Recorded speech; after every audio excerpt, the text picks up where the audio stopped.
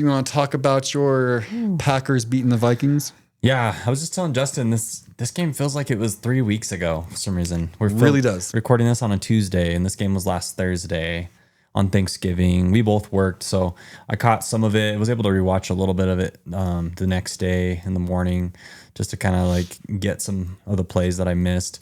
Probably just, I guess, right from the top, I really like the way that we attacked the Lions in this game. Just a complete football game. Like when you talk about playing complementary football, which for those of you that don't know, that's when the offense and the defense, they work together.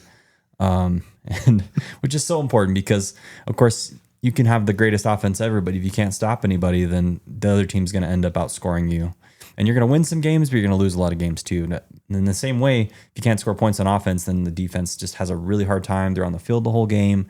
So a team that can do both, even if it's not perfect, usually is a team that's going to win a few games for sure. So we were able to really stop the run. I like that. I mean, I think we held Jahmyr Gibbs to under 70 yards.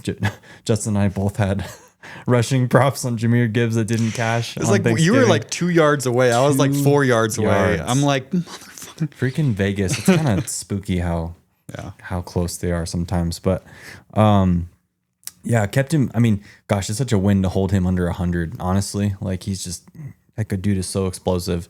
Unfortunately, in this game, Amon-Ra gets hurt, which sucks. You know, I never want to play a team when they're not at full strength. I want to take their best shot.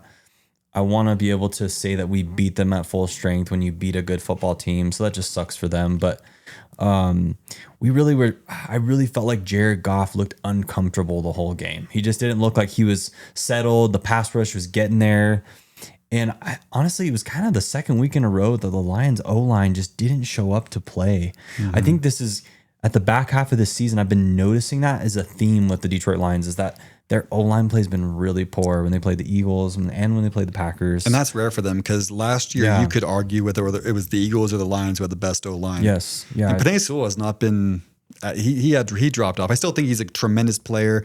Rivals as one of the best right tackles in the game, but he's even dropped off this year. Yeah. So and then Packers run game looked good. I think the biggest takeaway I had from offensively on the Packers side was Jordan Love played one of his better games of the year. And he was just, the thing I liked about it is that he was taking the throws, the 4, 5, 6 yard throws that he had been passing up on for game after game after game, getting the first downs, but also too, you could tell he was looking for shots, and he ended up getting that one to Christian Watson. I think it was like a 41-yard shot. Was in the bucket. Beautiful. Yeah, dropped it in the bucket, and just really good to see like good quarterback play. Like that's NFL, that's high level quarterback play when you have a guy that, you know, he's content to take the first down, but he's looking downfield for the big shots. But you know, he's also not going to force it to. Like there's that balance you have to play as quarterback in the NFL, and that's what good quarterbacks do. They know when to get aggressive, and then they know when to just pick up the yards. Let's just keep the chains moving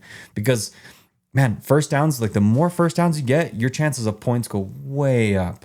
Your chances of success go way up in winning the game. So that's what it's all about. You got to move the chains, but you also have to take some shots too, because it's really hard in a game if you're going to go, 13 plays, 7-8 minute drive, because eventually the defense is going to make a play at some point. They're going to stop you. They're going to get a sack. They're going to force a fumble. Like Micah came up big again. Yeah, like there's 2.5 sacks. There's certain games where he just shows up right where you want him.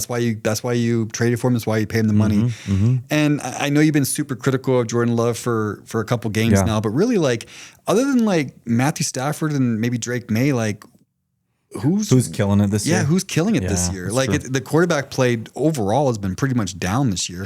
Patrick Mahomes last game, ugly. Lamar Jackson too. I honestly think that was probably, I can't remember some of the early performances because I know you guys were a little bit more consistent early on. Yeah. But from what I can remember, that's probably been one of your more complete wins. I think that and the Steelers game, I think are the two most complete Steelers game. Yeah. I take that back. Steelers game, you guys were. And then we crapped the bed against the Panthers the next week.